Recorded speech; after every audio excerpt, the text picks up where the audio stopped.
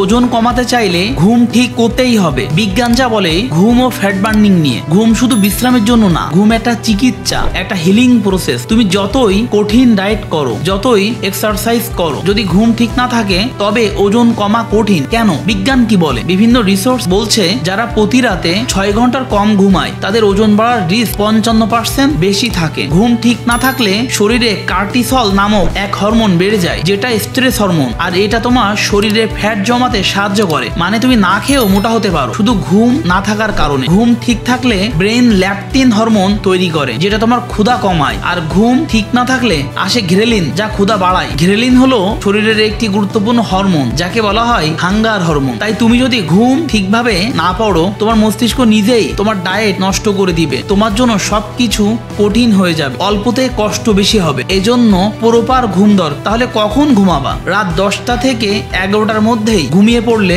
শরীর গভীর ঘুমে যেতে পারে। সবচেয়ে ভালো হয় ঈশান নামাজ কমপ্লিট করে যদি ঘুমানো যায় তাহলে কোনো কথাই নেই। এবং যদি ফজরের নামাজের আগে উঠে নামাজ পড়ে আর না ঘুমানো যায় তাহলে সারাদিন শরীর চাঙ্গা থাকে। গভীর ঘুম ছাড়া শরীর ফ্যাট বার্ন করতে পারে না। ঘুম মানে শরীরের ওয়ার্কশপ শুরু হওয়া। এই সময় শরীর সেল রিপেয়ার করে, হরমোন ব্যালেন্স করে আর ফ্যাট বার্ন করে। ঘুমই হলো একমাত্র সময় যখন তুমি কিছু না করে ওজন কমাতে পারো। তাই আমার কথা শোনো, ডায়েট শুরুর আগেই ঘুম ঠিক করো। এটা হবে তোমার আসল ফাউন্ডেশন। একটা টার্গেট রাখ, রাতে 7-8 ঘন্টা ঘুম, একই টাইমে ঘুমানো ও ওঠা। তোমার শরীরকে একটা বডি ক্লক উপহার দেওয়া। ঘুমকে অবহেলা করো না। ঘুম মানে শুধু বিশ্রাম নয়, এটা হলো ট্রান্সফরমেশনের 1 নাম্বার চাবি। তুমি যদি রিয়েল চেঞ্জ চাও তাহলে আজ রাত থেকেই ঘুমিয়ে পড়ো। যদি কারোর জন্য টাইম টু টাইম ঘুমানো পসিবল না হয়, যেমন আমার মতো, সেটা আলাদা ব্যাপার, কিন্তু চেষ্টা করো যতটা সম্ভব, যতটা পারো।